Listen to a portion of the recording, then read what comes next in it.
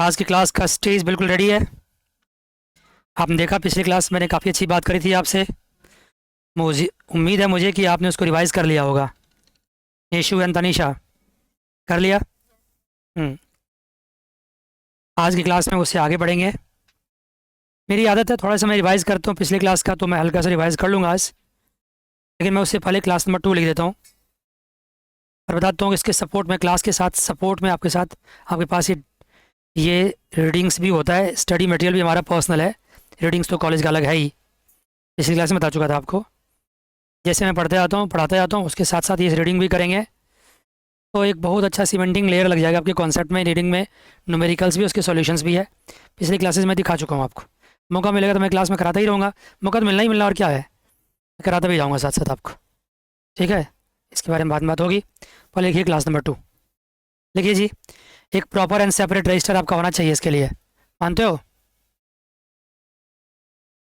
किसी रजिस्टर में मिक्सअप करके मत करना, करना बिल्कुल proper and separate register. Proper and separate, mix up मत करना। ठीक है बच्चे, लिखिए क्या है क्लास नंबर 2।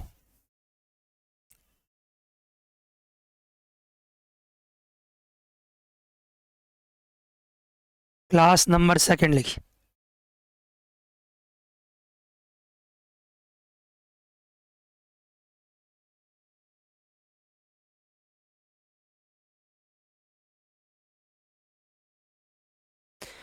ठीक है बच्चे, लिख लिया? स्टार्ट करें? बताइए पिछली क्लास में मैंने क्या बात करी थी आपसे, याद करो।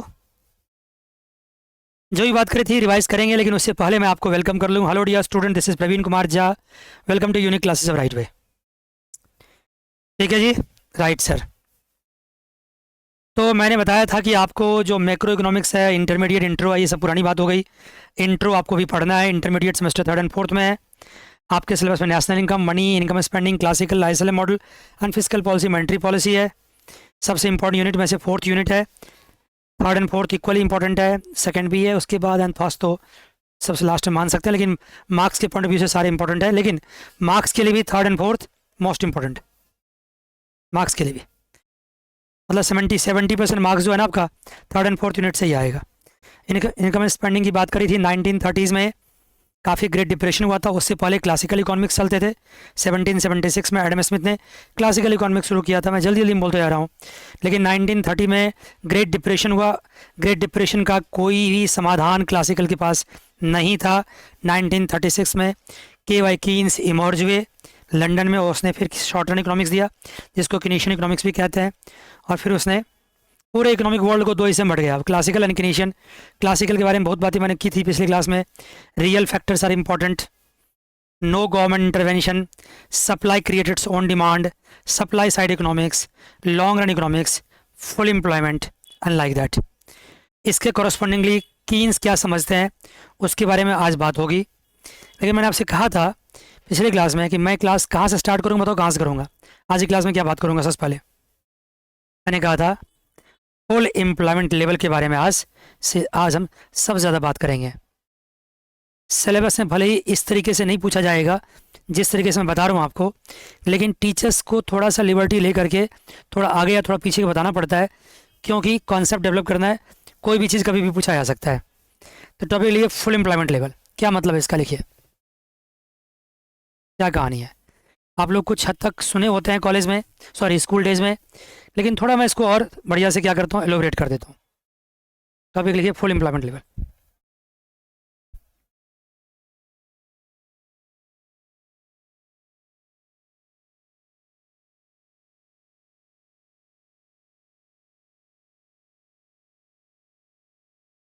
एम्प्लॉयमेंट लेवल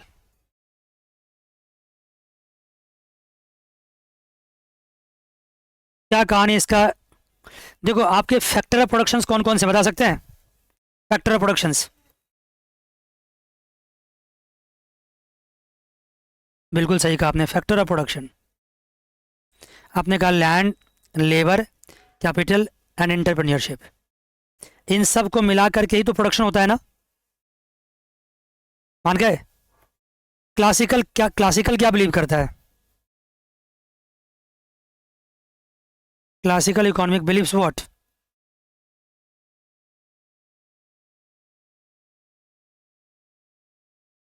बिलीव्स व्हाट, बताओ क्या बिलीव करता है? They are all fully utilized. It means what? Full employment of factor productions. It means what? बोलो, बोलते जाओ. It means full employment of, tell me ना, factors of productions. अगर factor productions का फुल एम्प्लॉयमेंट हो गया, इससे आप क्या समझते हैं? इससे क्या हुआ होगा? इसका मतलब आउटपुट क्या होगा? Output at its maximum. क्या आउटपुट को इससे ज़्यादा बनाया जा सकता है? हमने सारे फैक्टर्स को इस्तेमाल कर लिया तो आउटपुट मैक्सिमम है. तो इस आउटपुट को हम क्या कह सकते हैं? इसको कह सकते हैं फुल एम्प्लॉयमेंट. बोलो, लेवल ऑफ आउटपुट. इसको जनरली हम वाई स्टार से डिनोट करते हैं या कई वाई एफ से डिनोट करते हैं. एक ही बात, वाई स्टार और Y F. This called full employment level of output. मतलब आउटपुट को अब हम क्या कर सकते हैं? अब हम बढ़ा नहीं सकते, आउटपुट मैक्सिमम हो चुका है. आउटपुट को अब इंक्रीज नहीं कर सकते. तो सर कैसे दिखाएंगे आउटपुट को? देखिए, अगर मैं यहाँ पे एक्स एक्सेस पे प्राइस रखूँ, वाई एक्सेस पे आउटपुट रखूँ और यहाँ पे मैं एक लाइन ड्रॉ कर दूँ, इसको क्या कहेंगे? Long run aggregate supply. और ये क्या है? Full employment level of output. मान गए? कमा जल्दी से. This is what? Full employment level of output. बोलो ना प्लीज. मतलब अब आउटपुट को इससे ज़्यादा बढ़ा नहीं सकते हम, इससे कम तो नहीं कर सकते, क्योंकि हमने सारे लैंड, लेबर, कैपिटल, इंटरप्रेन्योरशिप को मैक्सिमम यूटिलाइज कर लिया है. तो आउटपुट अब इससे ज़्यादा नहीं हो सकता. आउटपुट वर्टिकल लाइन हो गया. अगर मान लो आउटपुट का लाइन मैं ऐसे ड्रॉ करता यहाँ पे, तो इससे क्या पता चलता कि आउटपुट को हम बढ़ा सकते थे. देखो, देख रहे हो? बोलो ना प्लीज़. लेकिन अगर मैं आउटपुट की लाइन यहाँ वर्टिकल कर दी, इसका क्या मतलब हुआ? कि अगर कोई भी सप्लाई होगी, कितना भी आप कितना भी प्राइस रखो, प्राइस कुछ भी कर लो, सप्लाई नहीं बढ़ेगा. प्राइस यहाँ रखो तो भी सप्लाई यही है, प्राइस यहाँ रखो तो भी सप्लाई यही है, प्राइस यहाँ रखो तो भी सप्लाई यही है. Supply can not be increase. Supply क्यों नहीं इंक्रीज करते? बताओ क्यों नहीं करता है? Tell me please. सप्लाई क्यों नहीं इंक्रीज करता है? Tell me. क्योंकि classical economics believes what? The factors of production are, come on, fully employed. हमने फैक्टर्स ऑफ प्रोडक्शन क्या किए? कम ऑन जल्दी से. फुली एम्प्लॉयड कर लिए.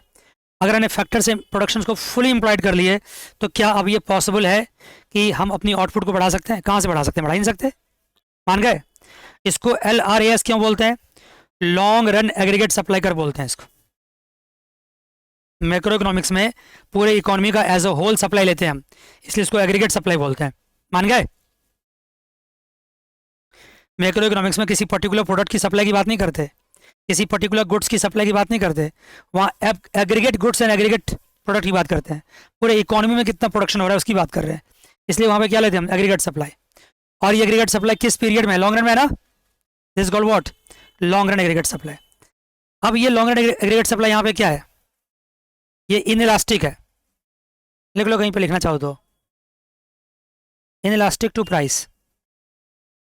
इनइलास्टिक टू प्राइस का मतलब क्या हुआ? प्राइस के बढ़ने और घटने से इस पर कोई रिस्पॉन्स नहीं है. मतलब प्राइस में अगर चेंज हो रहा है, change in price, that corresponds to change in supply what? Zero.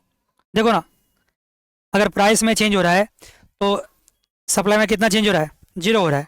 अगर मैं ये कहूँ कि percentage change in supply divide percentage change in price, ये क्या आएगा आपको? जीरो आएगा. मान गए? ऐसी परिस्थिति होती तो इसको क्या बोलते हैं? Inelastic supply. बोलो ना, कम ऑन जल्दी से. क्या बोलते हैं इसको? Inelastic supply. इनइलास्टिक क्यों बोलते हैं? क्योंकि प्राइस में अगर थोड़ा परसेंटेज भी हम चेंज करेंगे तो सप्लाई में करस्पॉन्डिंगली चेंज क्या हो रहा है? जीरो हो रहा है. कभी कहीं पूछ लें आपसे रास्ते में चलते हुए कि बताओ अगर वर्टिकल सप्लाई कर्व है तो उसको क्या बोलेंगे हम? Inelastic supply. मान गए? अगर मैं यही पूछ लूँ आपसे, अगर सप्लाई कर्व ऐसा तो क्या कहेंगे? क्या बोलेंगे इसको? Perfectly elastic supply. क्या बोलेंगे? Perfectly elastic supply. यहाँ भी क्या कर सकते हैं, क्या कर सकते हैं? Perfectly inelastic supply. समझ गए? जरूरत नहीं है लेकिन जरूरत पड़ जाती है कभी भी, मेरी बात को मानो। क्या बोल सकते हैं इसको? Perfectly inelastic supply. कमान बच्चे, अब यहाँ देखो, अगर एग्रीगेट डिमांड कर्व में कोई भी चेंज आ जाए, एग्रीगेट डिमांड कर्व में कोई चेंज आ जाए, डिमांड कर्व जंप कर जाए, अगर ये AD1 है, ये AD2 है, ये AD3 है, कोई भी जंप आ जाए अगर, मान गए? अगर एग्रीगेट डिमांड कर्व में कोई जंप आया तो देखो फिर क्या हो रहा है, अल्टीमेटली प्राइस में बदलाव तो हो रहा है, P1 से P2, P2 से P3 हो रहा है, लेकिन क्या सप्लाई में कोई चेंज हो रहा है? कमान, आपके सामने सब कुछ देखो। निशु बताओ, चेंज हो रहा है क्या? सप्लाई देखो यहीं पे है, देखो सप्लाई यहीं पे है, अल्टीमेटली सप्लाई फिक्स है, उसमें कोई चेंज नहीं हो रहा है। डिमांड भले जंप कर रहा है, प्राइस भले जंप कर रहा है, लेकिन सप्लाई में कोई फर्क नहीं पड़ रहा है। ये किसकी फिलॉसफी है? लॉन्ग रन की, शॉर्ट रन की? लॉन्ग रन की फिलॉसफी। किसने दिया इस फिलॉसफी को? क्लासिकल या किनीशियन ने? क्लासिकल। किसकी थॉट प्रोसेस है ये? क्लासिकल की। मान गए? मान गए सर। तो ये फुल एम्प्लॉयमेंट की बात करी मैंने आपको, लेकिन आगे चल के जब हम किनीशियन की बात करेंगे तो मुझे थोड़ा सा इसको और डिस्क्राइब करना पड़ेगा। ये डिस्क्राइब कर ही लेता हूँ मैं आपसे, अभी साथ साथ डिस्क्राइब कर लेता हूँ, हैंड इन हैंड, तो ज़्यादा अच्छा होगा। एक बार फिर से मैं फ्रेशली डायग्राम बनाता हूँ। देखो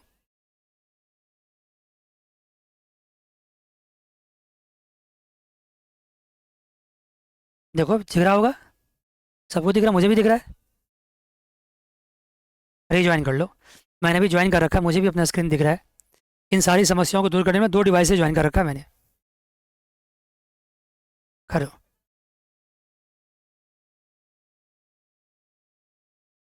अगर ये एग्रीगेट डिमांड कब है, ज्वाइन कर गए? ये आपका प्राइस आप दिख रहा है। अगर मान लो एग्रीगेट डिमांड कब आपका AD1 से जंप करके क्या हो जाए, AD2 हो जाए। देखिए आप मेरे साथ अगर लाइव क्लासेस में है तो इंटरेक्ट कीजिए, बात कीजिए मेरे से। मान के क्या हो गया? AD1 से AD2 हो गया। बताओ एग्रीगेट डिमांड कब जंप कर गया तो क्या ये प्राइस P1 था, इस P1 प्राइस पे अब हमारी आउटपुट की डिमांड मार्केट में कितनी हो गई है? देखना गौर से, इतनी हो गई, देखो यहाँ तक। इसको Y1 करो, क्योंकि AD1 अब पुरानी बात होगी, हम कौन सी डिमांड कर पे चले गए हैं? AD2 पे। क्या रातों रात प्राइस चेंज हो जाता है? प्राइस ओवरनाइट चेंज नहीं करता। देखो प्राइस यहीं पे, यहीं पे, इसी प्राइस पे देखो डिमांड इतना बढ़ गया। मैं इसको ग्रीन से दिखाता हूँ, यहाँ से देखो बढ़ गया डिमांड। इसको हम क्या बोल सकते हैं बेटा, जल्दी बताओ, क्या बोल सकते हैं इसको? इसको बोल सकते हैं क्या? बोलो ना, बोलो। Excess demand. जो प्राइस है उस प्राइस पे क्या हो गया? एक्सेस डिमांड हो गया। देखो ना, ऐसा होता है, बिल्कुल होता है। शॉर्ट टर्म में, शॉर्ट पीरियड में कभी अचानक से डिमांड जंप कर जाए।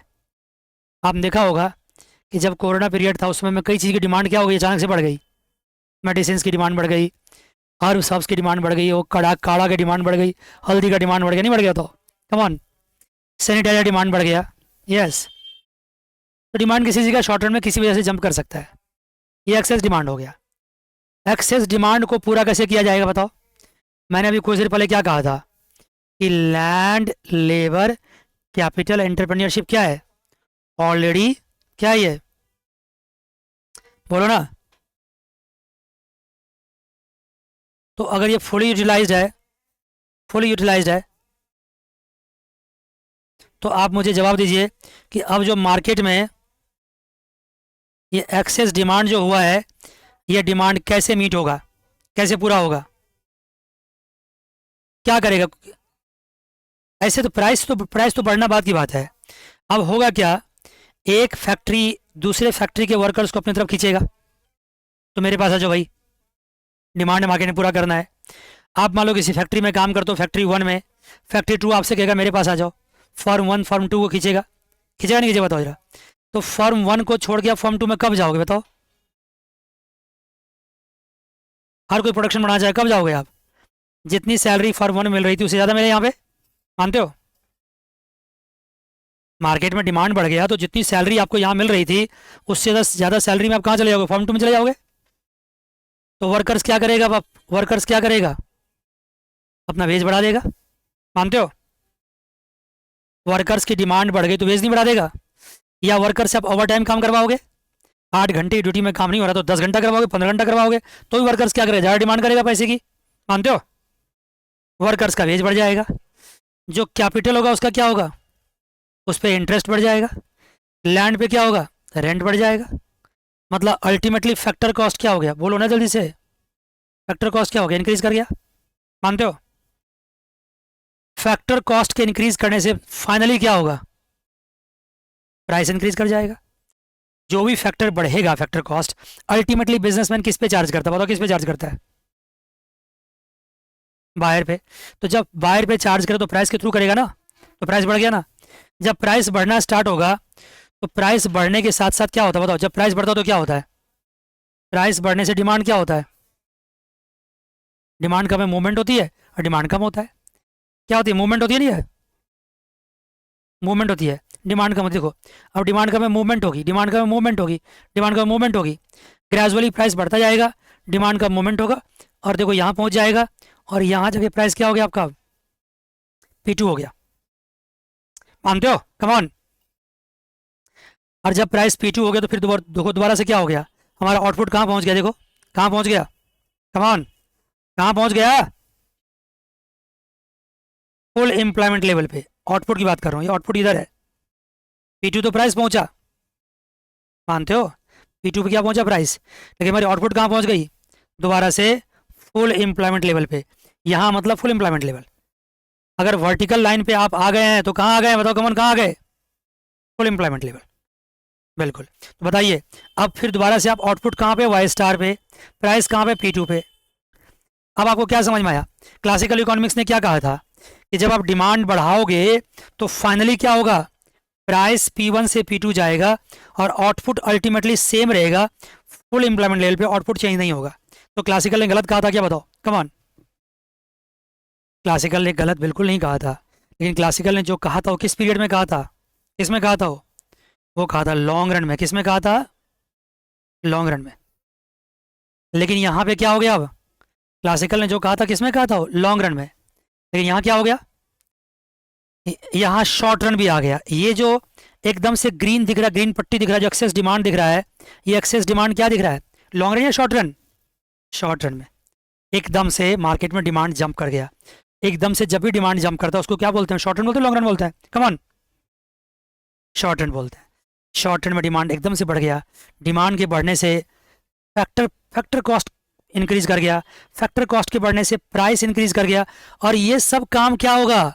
ओवरनाइट नहीं होगा। ये सब काम क्या होगा? ग्रेजुअली होगा। क्या होगा? ये सब ग्रेजुअली होगा। ये जो ग्रेजुअल चेंजेज आ रहे हैं इसी को क्या बोलते हैं हम? कौन सा पीरियड बोलते हैं? कम ऑन, लॉन्ग रन बोलते हैं। ग्रेजुअल पीरियड को क्या बोलते हैं? ग्रेजुअल चेंज को लॉन्ग रन। तो लॉन्ग रन में क्या देखा आपने? लॉन्ग रन में फैक्टर कॉस्ट बढ़ गए। फैक्टर कॉस्ट बढ़ने से प्राइस बढ़ गए। प्राइस धीरे धीरे क्रीप करते जाएंगे, बढ़ते जाएंगे, बढ़ते जाएंगे। उसी अकॉर्डिंगली क्या होगा? डिमांड भी ग्रेजुअली कम होता जाएगा। डिमांड कम होते होते अल्टीमेटली आप कहाँ पहुँच जाएंगे? कम ऑन, कहाँ पहुँच जाएंगे? बोलो ना, बोलो। लेवल पहुँच जाएंगे। बताइए बच्चे, यहाँ तक क्लियर बात है? बोलो हाँ। तो बताओ कौन सही है? क्लासिकल सही है या शॉर्ट रन में किनीशियन सही है? ये थ्योरी किसके द्वारा हो गया? ये शॉर्ट रन किसके द्वारा? कीन्स के द्वारा। बताओ कौन सही है? क्लासिकल सही है, किनीशियन सही है? Come on Nishu. दोनों सही है, बिल्कुल सही आंसर। कौन दोनों कैसे सही है? शॉर्ट रन में कौन सही है? कीन सही है। लॉन्ग रन में कौन सही है? क्लासिकल से। एडम स्मिथ क्लासिकल, मतलब एडम स्मिथ को ही क्यों बोलो, बहुत सारी इकोनॉमिस्ट ने काम किया है। शॉर्ट रन में क्लासिकल सही है, सॉरी लॉन्ग रन में।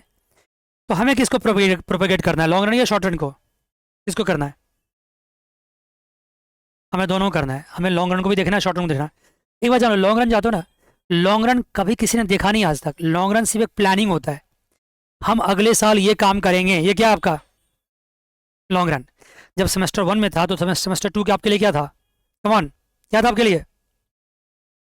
लॉन्ग रन था। लेकिन सेमेस्टर 2 अभी चल रहा है, क्या आपके लिए? कम ऑन, जल्दी बताओ क्या है? शॉर्ट रन है। सेमेस्टर 3 क्या हो गया आपके लिए? Long run. तो क्या सेमेस्टर 3 आपके लिए इंपॉर्टेंट नहीं है? सर है। क्या सेमेस्टर 2 इंपॉर्टेंट नहीं है? सर है। सेमेस्टर 2 कब इंपॉर्टेंट है? कम ऑन, शॉर्ट रन में। सेमेस्टर 3 कब इंपॉर्टेंट है? लॉन्ग रन में। क्या सेमेस्टर 2 सेमेस्टर 3 को प्रभावित नहीं करेगा? जल्दी बताओ। करेगा सर, तभी तो मैं बार बार बोल रहा हूँ कि यहाँ मैं इतना खींच खींच के इतना स्लो आराम आराम से क्यों पढ़ा रहा हूँ? किस लिए? हम अपने शॉर्ट रन को स्ट्रॉन्ग क्यों कर रहे हैं? क्योंकि मेरा लॉन्ग रन क्या रहे? स्ट्रॉन्ग रहे। आपके पेरेंट्स आपको ग्रेजुअली बचपन से इतना अच्छा से क्यों पढ़ा रहे हैं? क्यों पढ़ा रहे हैं? इसलिए पढ़ा रहे हैं कि हमेशा आप क्लास 1 में रहो? नहीं, जो आप करना चाहो बढ़िया से करो। मानते हो? मानते हैं सर। दोनों अपनी जगह सही है। लेकिन क्लासिकल की गलती क्या थी? क्लासिकल ने शॉर्ट रन के बारे में बात नहीं किया। लेकिन किनीशियन की क्या खास बात है? जब किनीशियन इकोनॉमिक्स सामने आया तो उस वक्त क्लासिकल ऑलरेडी क्या था? इमर्ज था, ऑलरेडी सामने था। तो किनीशियन ने क्लासिकल थ्योरी को आउटराइटली रिजेक्ट तो नहीं किया, लेकिन उसने ये कहा कि this is only one side of the coin. उसने क्या कहा? कमन, क्या कहा उसने? कीन्स ने कहा this is only one side of the coin, other side of the coin is what? Economy also runs in short run. Practically everything runs in short run only. Practically क्या करता है? सब कुछ कहाँ रन करता है? शॉर्ट या long run में? बताओ। शॉर्ट रन में। जिंदगी आपकी, हमारी जिंदगी, आपकी जिंदगी शॉर्ट रन में चलती है। मानते नहीं मानते हो? बोलो कमान। चलते हो। लॉन्ग रन की हम प्लानिंग जरूर करते हैं, लेकिन चलती हमारी जिंदगी किस में है? शॉर्ट रन में चलती है। दोनों अपनी जगह इंपॉर्टेंट है। लेकिन लेकिन कीन्स ने जो कहा कि ये वाला फैक्टर भी बड़ा इंपॉर्टेंट है, एक्सेस डिमांड भी बड़ा इंपॉर्टेंट है, उसकी वजह से मार्केट में वर्कर्स के वेज बढ़ रहे हैं, इंटरेस्ट बढ़ रहे हैं, रेंट बढ़ रहे हैं, प्राइस बढ़ रहे हैं। इन सब चीज़ों को किसने जंप कर दिया? ये सारा चीज़ किसने जंप कर दिया? क्लासिकल ने जंप कर दिया। कीन्स ने कहा नहीं, ये सारा चीज़ बहुत मैटर करता है इकोनॉमी में, बहुत मैटर करता है। इसलिए कीन्स ने जो सप्लाई कर, सॉरी, जो कर बनाया इस तरह से बनाया। देखो ऐसे बनाया, बता दूंगा आपको, यही समझाता हूँ। देखो कीन्स ने कैसे बनाया। कीन्स ने कहा कि जो शॉर्ट रन सप्लाई कर्व होगा ऐसे होगा। ये शॉर्ट रन सप्लाई कर्व है। ये क्या है? Short run aggregate supply curve. यहाँ प्राइस है, यहाँ क्वांटिटी है। ये क्या है? Short run aggregate supply curve. बताओ ये क्या है? Perfectly elastic, in elastic? Elastic है। सेमेस्टर 1 में कहीं ना कहीं पढ़ रखा होगा, परफेक्टली इलास्टिक है। कीन्स ने कहा आप कोई भी डिमांड करो, कोई भी डिमांड करो, कोई भी डिमांड करो, 81 से 82 जंप कर जाओ, 82 से 83 जंप कर जाओ, प्राइस फिक्स है, प्राइस नहीं बढ़ने वाला है। किसने कहा? कमोन जल्दी से। किसने कहा? शॉर्ट रन, कीन्स ने। प्राइस यहाँ पे क्या? फिक्स है, कांस्टेंट है। क्यों कांस्टेंट है, क्यों फिक्स है? प्राइस ने, सॉरी, कीन्स ने कहा कि ओवरनाइट, रातों रात हम प्राइस चेंज नहीं कर सकते, ठीक है ना, प्राइस बदल नहीं सकते। इसने कहा क्यों नहीं बदल सकते? क्या? इसने sticky nature of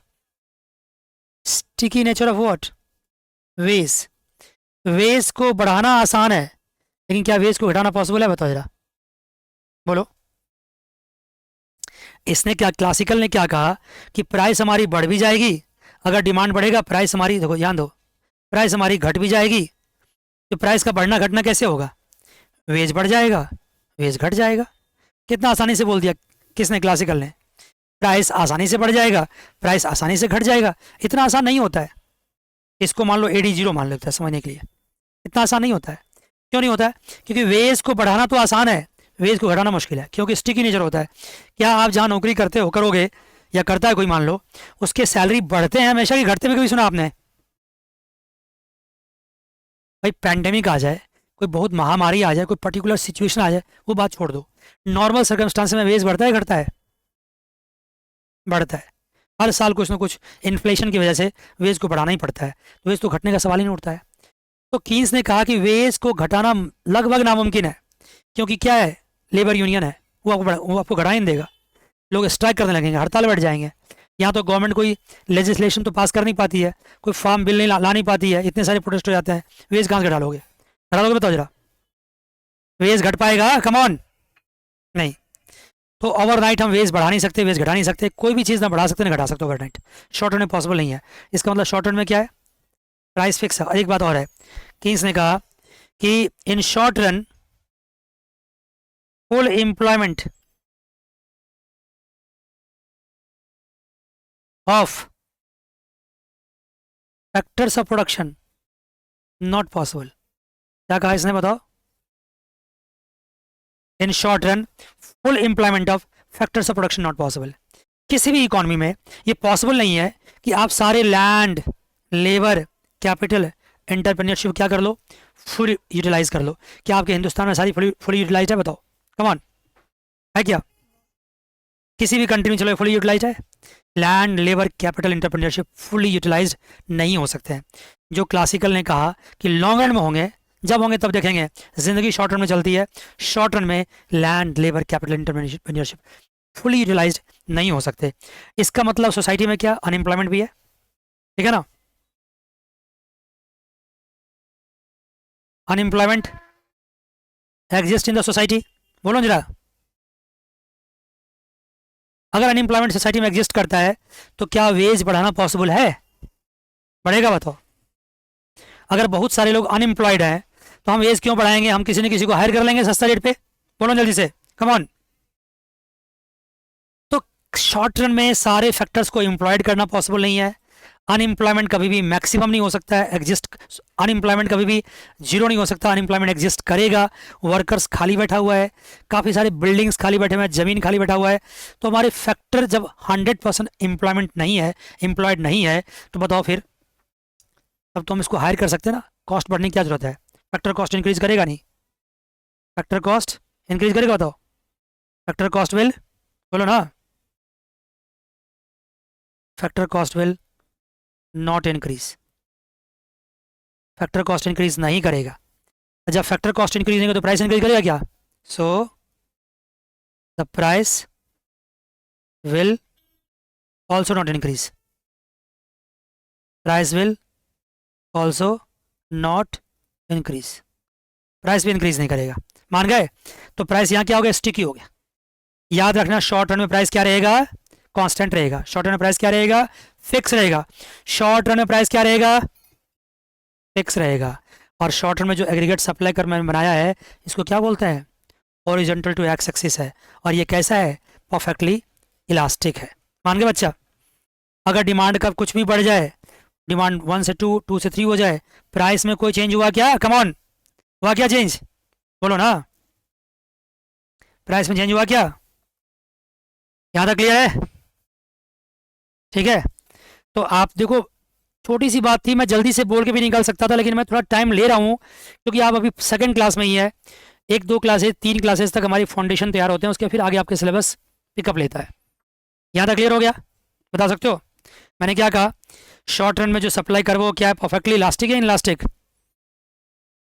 with respect to price. Price के रेस्पेक्ट में एग्रीगेट डिमांड के बढ़ने से क्या हमारा प्राइस चेंज हो रहा है? नहीं, प्राइस फिक्स है। इसी प्राइस पे जितना डिमांड करना चाहो करो। क्यों प्राइस क्यों नहीं फिक्स चेंज हो रहा है? क्योंकि फुल एम्प्लॉयमेंट और factor inputs are not possible, ठीक है ना? जो फैक्टर ऑफ प्रोडक्शंस होते हैं उसका फुल एम्प्लॉयमेंट पॉसिबल नहीं है शॉर्ट रन में। है possible? Land, labour, capital, entrepreneurship का फुल एम्प्लॉयमेंट पॉसिबल नहीं है। सिंप्लिसिटी के लिए आप सिर्फ लेबर को मान लो, लेबर का फुल एम्प्लॉयमेंट पॉसिबल नहीं है, तो वर्कर्स का फुल एम्प्लॉयमेंट पॉसिबल नहीं है। वर्कर अगर अनएम्प्लॉयड है तो उस केस में कोई उसका वेज बढ़ाएगा क्या? कभी नहीं बढ़ेगा। वेज तभी बढ़ता है जब वर्कर्स की इतनी डिमांड हो जाए मार्केट में कि वर्कर्स अब मिल ही नहीं रहा है, तो उसका वेज बढ़ेगा। मानते हो? जब वेज नहीं बढ़ेगा तो प्राइस क्यों बढ़ेगा? जब फैक्टर कॉस्ट चेंज नहीं करता तो प्राइस चेंज नहीं करेगा। तब से मैं घुमा फिरा के यही बात कर रहा हूँ आपसे। क्लियर होगी यहाँ तक बातें? बताओ जल्दी से, यहाँ तक क्लियर सब बातें? कमान, राइट सर। लेकिन क्लास कीन्स ने एक बात और भी कहा, इसने लॉन्ग रन को टोटली रिजेक्ट नहीं किया है। इसने कहा कि जो हमारा लॉन्ग रन सप्लाई कर्व होगा यहाँ से स्टार्ट हो सकता है, इसे देखो, ठीक है? कहा कुछ टाइम पीरियड तक, कुछ समय तक तुम शॉर्ट रन में रहेंगे, डिमांड कब कितना भी बढ़े प्राइस नहीं बढ़ेगा। लेकिन एक पीरियड बाद क्या होगा? हम जरूर कहाँ पहुँच जाएंगे? कम ऑन, कहाँ पहुँच जाएंगे? लॉन्ग रन में। ये देखो जो आपको ब्लू दिख रहा है ना, ये क्या दिख रहा है आपको? Long run. और ये डिमांड कब क्या दिख रहा है? ये। अब लॉन्ग रन में क्या हो रहा है? लॉन्ग रन में प्राइस चेंज हो रहे हैं, देखो ना, हो रहे हैं, देखो लॉन्ग रन में प्राइस चेंज हो रहा है। ये कौन चीज़ हो गया? लॉन्ग रन हो गया। उसने कहा कि ऑलवेज परपेचुइटी में हम शॉर्ट रन नहीं रह सकते हैं। परपेचुइटी में हम शॉर्ट रन में नहीं रह सकते, कभी नहीं कभी हम क्या होगा, लॉन्ग रन जाएंगे। अगर इकोनॉमी हमेशा ग्रेजुअली इंक्रीज करता गया एक पॉइंट टाइम ऐसा आएगा कि हम लॉन्ग रन पहुंच जाएंगे और हमारी प्राइस क्या करेगा, इंक्रीज करेगा। लेकिन ये पॉसिबल इतना आसानी से नहीं है, क्योंकि तब तक इकोनॉमी का स्केल चेंज हो जाता है। ठीक है, तो मैं बताऊं, अगर आप पर्सपेक्टिव में देखो, अगर आप देखो, आप शॉर्ट रन मत देखो, लॉन्ग रन मत देखो, दोनों को इन टोटलिटी में देखो, तो क्या करोगे आप, ऐसा भी कर्व बनाओगे और ऐसा भी कर्व बनाओगे। और मैं बताऊं, अगर सेमेस्टर 3 में आप जाओगे तो कर्व जानते हो एक्चुअली कैसा है, कर्व ऐसे देखो, समझाने के लिए बताता हूँ, ऐसे ऐसे ऐसे है, ऐसे है और ऐसे है। पता है क्या हो गया, ये प्योरली शॉर्ट रन है, ये प्योरली लॉन्ग रन है, ये क्या है, कम ऑन, ये क्या है, ये इंटरमीडिएट रेंज, ये short run and long run का ट्रांजिशन पीरियड है, इंटरमीडिएट रेंज है। ये शॉर्ट रन भी है, ये लॉन्ग रन भी है, इंटरमीडिएट रेंज है। इकोनॉमी एक्चुअली कहाँ चलता है बताओ, कहाँ रन करता है प्रैक्टिकली, देखो तो बिल्कुल यहाँ चलता है। तभी करके जो आप सप्लाई कर जनरली मार्केट में देखते हो कैसा होता है, ऐसे होता है। देखा आपने, आपने कभी पूछा कि सर हमने तो सप्लाई कर ऐसा कभी देखा नहीं, हमने सप्लाई कर कभी ऐसा भी नहीं देखा, हमने सप्लाई कर तो जनरली ऐसा देखा है, कैसा है बताओ। ये सप्लाई कर है, ये प्राइस है, ये प्राइस है, जैसे जैसे क्वांटिटी बढ़ती है वैसे वैसे प्राइस बढ़ता है। मानते हो, कमान बोलो ना, यस सर। तो ये इंटरमीडिएट रेंज है, प्रैक्टिकली ये इंटरमीडिएट रेंज में इकॉनमी चलता है। हम भी आपको सब दिखाएंगे, अभी बहुत कुछ दिखाएंगे, चिंता मत करना।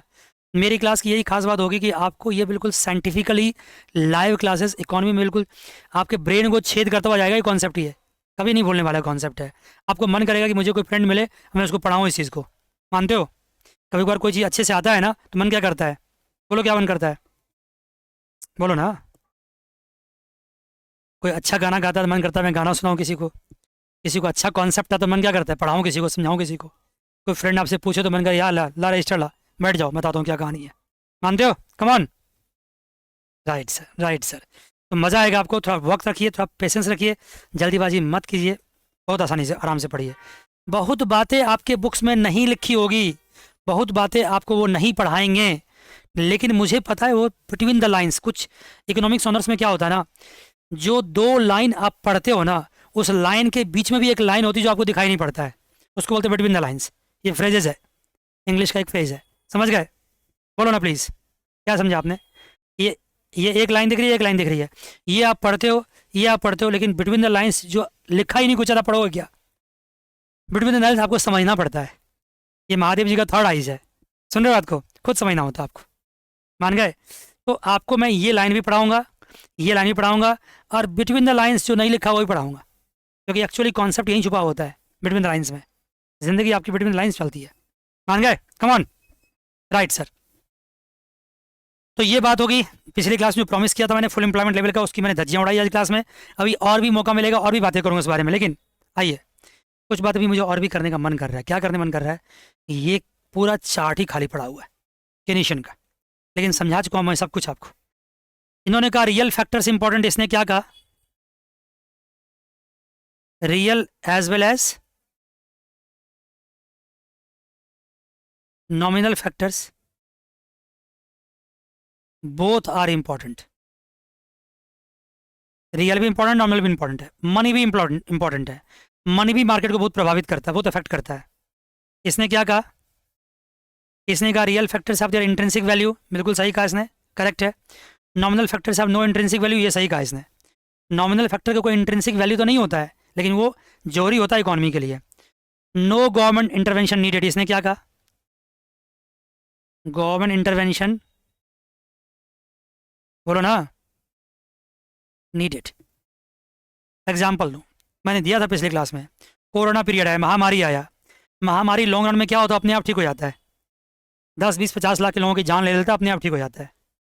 तो फिर क्या गवर्नमेंट, भारत सरकार को कुछ करना चाहिए था क्या, गवर्नमेंट ऑफ इंडिया क्या करती, चुपचाप बैठी रहती, लॉन्ग रन का इंतजार करती, सबको इम्यूनिटी होता, एक दिन सब ठीक हो जाते, जिसको मरना होता मर जाते। गवर्नमेंट ने ऐसा किया क्या, बताओ किया, नहीं किया। गवर्नमेंट ने स्टेप लिया, गवर्नमेंट ने क्या स्टेप लिया, पैसे खर्च किए, पैसे पंप किए, लोगों को खाने पीने की प्रोविज़न कराई, लोगों को घर भेजने की व्यवस्था किया, इम्यूनिटी डेवलप करने के लिए क्या किया, वैक्सीन बनाए। सिमिलरली अगर इकॉनमी रिसेशन में चला गया है या इकॉनमी इन्फ्लेशन में चला गया है, दोनों परिस्थिति में गवर्नमेंट को इंटरवीन करना पड़ेगा। गवर्नमेंट इकॉनमी रिसेशन में है, बिल्कुल स्लो डाउन हो गया है, तो गवर्नमेंट को मार्केट में पैसे पंप करके डिमांड इंक्रीज करनी पड़ेगी। मेरी बात को समझो, अभी आने वाले क्लासेस में ना ये सब होने वाला है। मार्केट अगर डाउन चला गया, बिल्कुल स्लो हो गया है, कोई बंदा मार्केट से बाहर निकल के खर्च ही नहीं करना चाहता है, तो गवर्नमेंट क्या करने पड़ेंगे, तो क्या करने पड़ेंगे, मार्केट को स्टार्ट करने के लिए मार्केट में पैसे लगाने पड़ेंगे, गवर्नमेंट को परचेज करना पड़ेगा, गवर्नमेंट को डिफरेंट डिफरेंट इंफ्रास्ट्रक्चर में पैसे लगाने पड़ेंगे, जिससे लोग भी क्या हो, उसमें कॉन्फिडेंस पैदा हो, फिर लोग भी मार्केट में सेल परचेज करना स्टार्ट करें। एग्जाम्पल देता हूँ, कोरोना पीरियड में 1.76 लाख करोड़ रुपया गवर्नमेंट ने क्या किया था, मार्केट में पंप किया था। सुन रहे हो मेरी बात, बिल्कुल किया था, क्योंकि इकॉनमी बिल्कुल सो गया था, कोई मार्केट में निकलना नहीं चाहता था, कोई पैसे खर्च करना ही नहीं चाहते थे, लोगों को डर था फिर दोबारा से कोरोना ना हो जाए, कि बुरे वक्त में हम क्या करेंगे, लोग सेविंग मोड पे चले गए थे। गवर्नमेंट क्या करना पड़ा, घर से बाहर निकलो, खर्च करो। कैसे खर्च करोगे आप, पहले मैं ही करता हूँ, लोग हमने पैसे खर्च किए, गवर्नमेंट ने पैसे खर्च किए, वो पैसे घूम घूम के लोगों के पास पहुंचे, फिर इकोनॉमी में डिमांड आया, बूम आया, लोग अपने आप घर से बाहर निकलना स्टार्ट किया। तो गवर्नमेंट की जरूरत थी कि नहीं, बताओ, यस नो, गवर्नमेंट इंटरवेंशन ही नीडेड। मार्केट डाउन चलाया तो भी गवर्नमेंट इंटरवेंशन, मार्केट अगर बहुत बढ़ जाए तो भी जरूरत है, तो भी जरूरत है, गवर्नमेंट अपनी परचेज कम करे, डिमांड कम करे, थोड़ा सा मार्केट को स्लो होने दे। ये जैसे पतंग पतंग के धागे नहीं होते हैं, जब पतंग गिरने लगता है तो हम धागा छोड़ते हैं, सुन रहे हो आपको, अब पतंग जब भागने लगता है तो धागा को टाइट करते हैं, नहीं करते, बताओ। तो गवर्नमेंट इंटरवेंशन नीडेड। गवर्नमेंट का जो रोल है उसको क्या बोलते हैं, फिस्कल पॉलिसी बोलते हैं। क्या बोलते हैं, कमॉन जल्दी से, क्या बोलते हैं, फिस्कल पॉलिसी। स्कूल लेवल में पढ़ा होगा आपने, फिस्कल पॉलिसी की जरूरत है। ऑफ कोर्स यहाँ तो fiscal policy and monetary policy एक चैप्टर ही आपका बहुत लंबा, 10-12 क्लासेस का। तो फिस्कल पॉलिसी गवर्नमेंट का चाहिए चाहिए, गवर्नमेंट इंटरवेंशन जरूरी है, लेवल प्लेइंग फील्ड तो चाहिए चाहिए। उसके अलावा गवर्नमेंट जो है डिमांड को भी प्रभावित करता है। सप्लाई साइड इकोनॉमिक्स, इसने क्या कहा, इसने कहा नहीं, डिमांड साइड इकोनॉमिक्स, इसने कहा नहीं, सप्लाई मत करो, पहले डिमांड देखो। क्लासिकल ने क्या कहा, भाई साहब तुम सप्लाई करते जाओ, डिमांड की चिंता मत करो, डिमांड अपने आप होगा। कीन्स ने क्या कहा, नहीं, अगर आप डिमांड की चिंता नहीं करोगे, सीधे सप्लाई करते चले जाओगे तो क्या फर्क पड़ेगा, तो क्या होगा, उन्होंने क्या होगा, डिमांड की चिंता ना करे हुए सीधे प्रोडक्शन करोगे तो स्टॉक पाइलअप होगा, मार्केट रिसेशन में चला जाएगा, पैसे आपके ब्लॉक हो जाएंगे, सामान बिकेगा ही नहीं आपका, लंबे समय तक नहीं बिकेगा, तो क्या करोगे, आपको वही चीज़ बेचना चाहिए जिसकी डिमांड हो। अभी बताओ, अभी मैं सेमेस्टर 1 की लाइव क्लासें लगा दूँ, कौन आएगा क्लास में, बताओ, आएगा, क्यों नहीं आएगा, सेमेस्टर 1 का एग्जाम तो हो गया, क्यों आएगा कोई, अभी किसकी डिमांड है, सेमेस्टर 2 की, सेकेंड सेमेस्टर की। अगर मैं क्लासिकल के पॉइंट ऑफ व्यू से बात करूँ तो क्लासिकल तो कहता है कि आप पढ़ाते जाओ, कोई ना कोई क्लास में आ ही जाएगा, करूँ क्या ऐसा मैं, बोलो ना, नो सर, ये तो पागलपंती हो जाएगा, कोई क्लास में आ नहीं रहा है, पढ़ाते जाओ।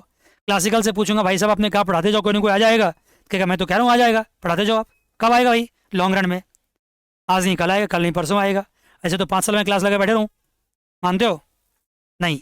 तो कीन्स ने क्या कहा, क्लास शॉर्टर ने क्या कहा, डिमांड साइड इकोनॉमिक्स, डिमांड देखो फिर सप्लाई करो, तब प्रोडक्शन करो, क्लियर। ये लॉन्ग रन की बात किया इसने, किसकी बात करी, शॉर्ट रन की। इसने फुल एम्प्लॉयमेंट बात की, इसने क्या बात कही, full employment not possible, not, बोलो ना, possible, not possible, full employment possible नहीं है, इसने बात करी, शॉर्ट रन पॉसिबल नहीं है। अब फुल एम्प्लॉयमेंट में मैंने इतनी सारी कहानी समझा दी आपको, समझा दी ना, बताओ जरा, क्लियर यहाँ तक, बिल्कुल क्लियर यहाँ तक। तो अल्टीमेटली ये बातें तो क्लियर हो गई है, लेकिन अब बात यहाँ पे ये आती है कि मैंने आपसे पिछले क्लास में एक प्रॉमिस और भी करा था। क्या प्रॉमिस करा था, बता सकते हो क्या किया था, बताओ, क्या प्रॉमिस किया था मैंने, मैंने एक प्रॉमिस और भी करा था आपसे, क्या करा था सर, 1776 में एडम स्मिथ ने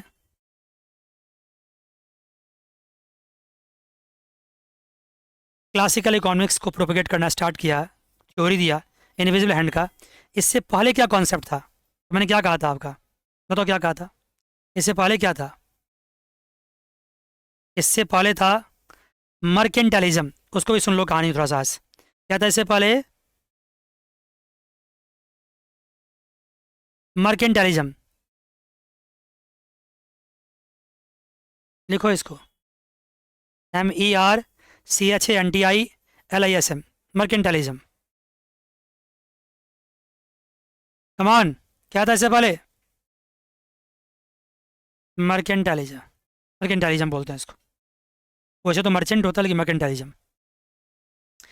क्या था ये कहानी? मर्केंटाइलिज्म का जो कॉन्सेप्ट था वो था वेल्थ एक्यूमुलेशन का। उस वक्त दुनिया भर के इकोनॉमी, दुनिया भर के कंट्री क्या समझते थे कि जिसके पास जितना ज़्यादा वेल्थ है,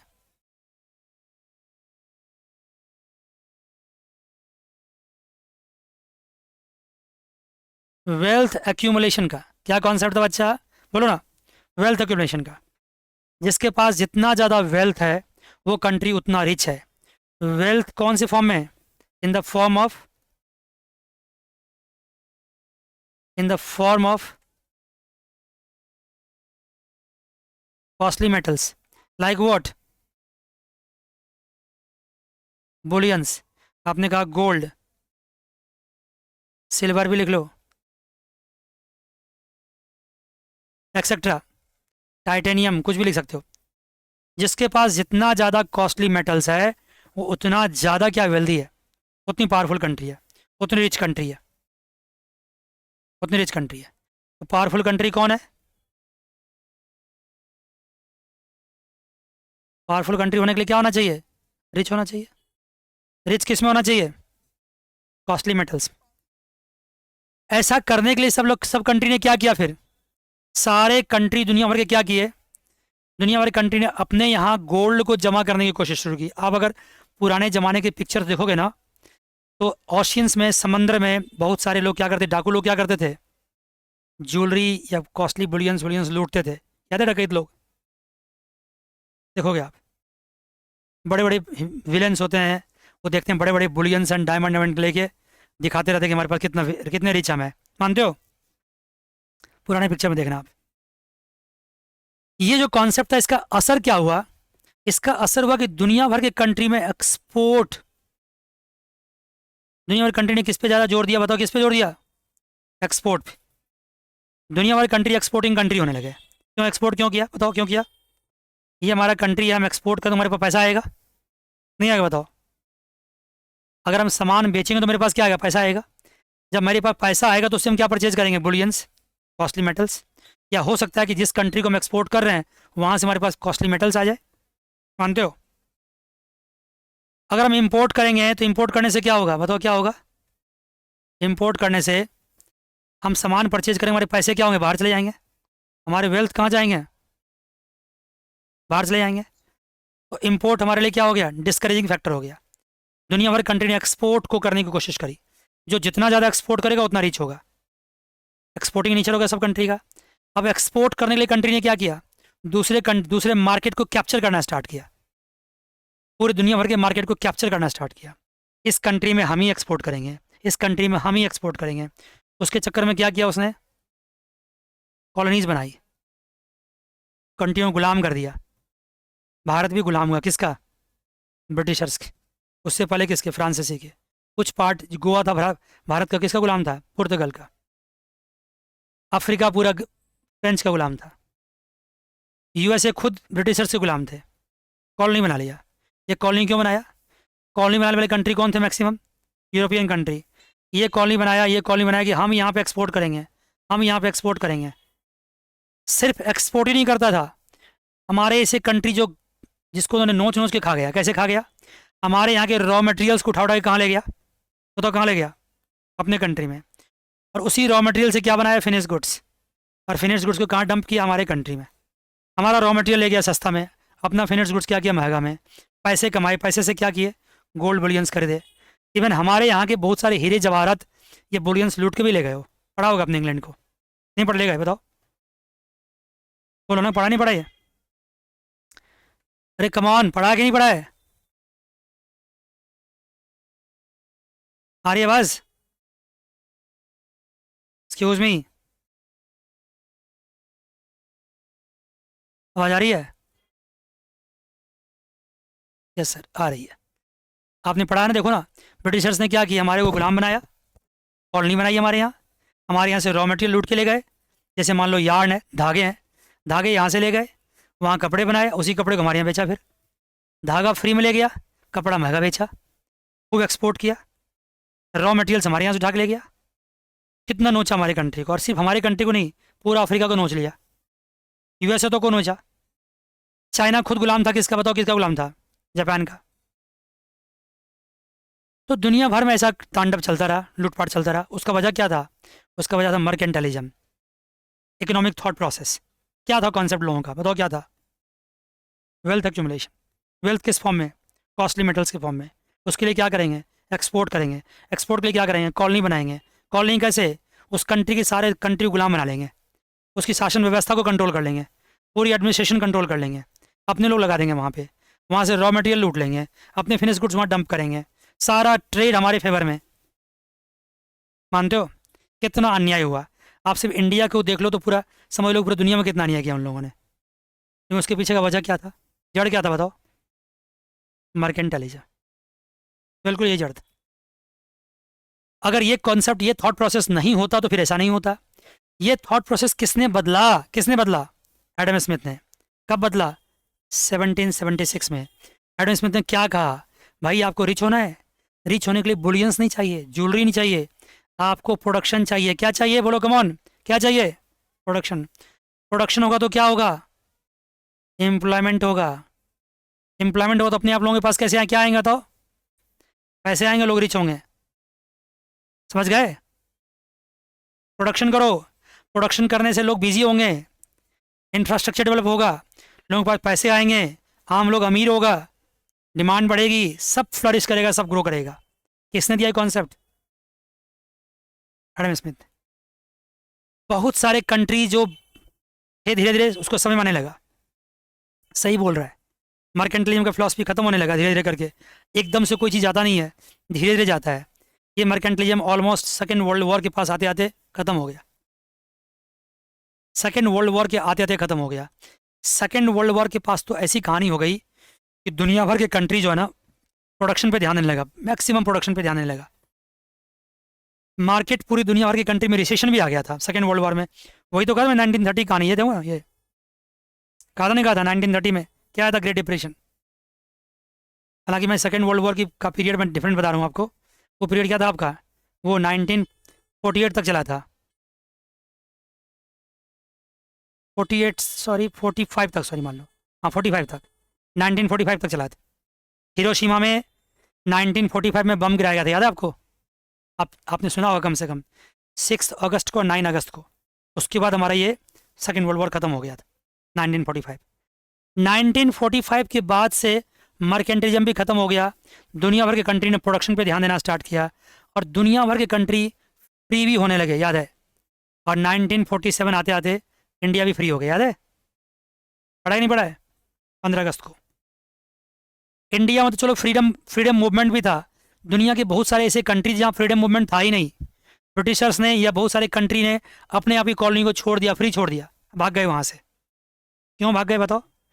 वो नोच चुके थे तब तक, पूरे कंट्री को नोच चुके थे, वहाँ के रॉ मटेरियल खा चुके थे, वहाँ लोग गरीब हो गए थे, उस कंट्री को चलाना उसके लिए मुश्किल हो गया था। मानते नहीं मानते हो? भाग गए वो लोग। और तब तक कॉन्सेप्ट भी चेंज हो गया, मर्केंटलिज्म खत्म हो गया था। क्या कॉन्सेप्ट आ गया था? प्रोडक्शन का। अब प्रोडक्शन कहाँ करना था उसको? अपने कंट्री में। जो कंट्री ऑलरेडी खत्म हो चुकी है, बर्बाद हो चुकी है, वहाँ कैसे प्रोडक्शन होगा? अपने कंट्री में करना है। तो ये क्रेडिट जाता है एडम स्मिथ को, जिसने दुनिया भर की कंट्री में प्रोडक्शन को प्रोपेगेट करवाया, मर्केंटलिज्म की फिलॉसफी को ख़त्म किया और धीरे धीरे कंट्री क्या हुआ? फ्री होते चले गए, सारे कंट्री इंडिपेंडेंट होते चले गए। अब दुनिया भर की कंट्री को गुलाम बनाने का तरीका अलग हो गया। कैसे हो गया? इकोनॉमी की हेल्प से, इनडायरेक्टली। बात समझ गए? बहुत सारे कंट्री दूसरे कंट्री में इंटरप्ट करते हैं, मानते हो? इंटरप्ट करते हैं। डायरेक्टली इंटरप्ट नहीं करते, इनडायरेक्टली इंटरप्ट करते हैं। गवर्नमेंट को कॉम्प्रोमाइज़ करवाते हैं, उसको घूस देते हैं, उसको पैसा देते हैं, ट्रांसफ़र करते हैं, आर्म्स बेचते हैं, बहुत सारा काम चलता भी दुनिया भर में। आप समझ नहीं सकते कितनी बातें होती है। लेकिन अब कोई भी कंट्री किसी भी कंट्री में डायरेक्टली इंटरवीन नहीं करता है, वहाँ पे अपने घर बैठे बैठे पैसे के हेल्प से दूसरे कंट्री को कैप्चर करने की कोशिश करता है, वहाँ के इकोनॉमी को कंट्रोल करने की कोशिश करता है, उस कंट्री के सारे पॉलिसी को अपने फेवर में बनाने की कोशिश करता है। मान गए बात को? Right sir. अब ये बातें ख़त्म हो चुकी है, तो यहाँ आकर के हमने आपको एक लेवल ऑफ कॉन्सेप्ट दे दिया आपको, मान गए? बोलो जल्दी से। अब यहाँ के बाद जब हम आगे बढ़ेंगे तो एक लेवल ऑफ कॉन्सेप्ट आपका कंप्लीट हो चुका है। जितनी अच्छी सी बातें थी, स्टोरी थी, मैंने बता दी है। ये स्टोरी आपके एग्जाम के लिए उतना इंपॉर्टेंट वाले ना हो, लेकिन आपके दिमाग के थॉट प्रोसेस के लिए बहुत इंपॉर्टेंट है। इकोनॉमी को ढंग से परसीव करने के लिए, इकोनॉमिक्स को बहुत इंपॉर्टेंट है। आगे आपका जो समझ होगी वो बदल जाएगी इससे। कोई भी चीज़ का आप ढंग से समझ पाओगे, किसी भी ग्राफ को पिकअप कर पाओगे, कोई कॉन्सेप्ट आपके दिमाग में क्लिक करेगा, वाई एंड हाउ आप अपने आप से पूछ पाओगे, क्यों और कैसे, या रटना नहीं पड़ेगा आपको। अब आगे हम क्या करेंगे, मैंने कहा था चैप्टर का नाम ही क्या मैंने रखा था, मैंने शुरू में बताओ, इनकम एंड स्पेंडिंग। और ये किस में, शॉर्ट रन में। तो बात किसकी करेंगे हम लोग, केनीशियन इकोनॉमिक्स की बात करेंगे, शॉर्ट रन की। किसकी बात करेंगे, शॉर्ट रन की। बात किसकी करेंगे बताओ, केनीशियन मॉडल। फिर बात करेंगे शॉर्ट रन की। फिर बात करेंगे प्राइस क्या होगा, कमॉन प्राइस क्या होगा यहाँ पे, कांस्टेंट होगा, प्राइस कांस्टेंट होगा, प्राइस फिक्स होगा, इसकी बात करेंगे। और आगे चल के बात करेंगे प्लेयर्स इन द इकोनॉमी, अभी बात को करेंगे। यहाँ से आपका सिलेबस स्टार्ट हो रहा है प्रॉपरली, एग्जाम बनने वाली बात स्टार्ट हो रही है। Players of the economy, 4 players होते हैं, पता कौन कौन, बोलो, हाउस होल्ड, फर्म, पढ़ा है, government and foreign, foreign sector. House hold क्या करता है, कंजम्पशन। फर्म क्या करता है, इन्वेस्टमेंट। गवर्नमेंट क्या करता है, government expenditure. Foreign sector, net export, export minus import. इन सब को हम प्लस कर देंगे तो क्या मिलेगा मुझे बताओ, एग्रीगेट डिमांड। क्या मिलेगा, कम ऑन, एग्रीगेट डिमांड। और शॉर्ट रन में अगर हम एग्रीगेट सप्लाई ड्रॉ करेंगे, SRAS, तो ये एग्रीगेट डिमांड होगा, ये प्राइस स्टिकी होगा, ठीक है। फिर कंजम्पशन को देखेंगे हम, कंजम्पशन किस पर डिपेंड करता है, C bar plus what, CY। ये क्या है, MPC, marginal propensity to consume. ऐसी बहुत सारी बातें धीरे धीरे करके आएगी, बहुत सारी बातें आएगी। 2 sector, 3 sector, 4 sector, MPC, MPS, आप सोच नहीं सकते हो, खुद बातें आएगी। लेकिन मैं सोच रहा हूँ कि ये टॉपिक को क्या करें हम, फ्रेशली नई क्लास में स्टार्ट करें। आज के लिए इतना ही, अगली क्लास में फिर मिलेंगे। God bless you all, take care, bye bye and see you.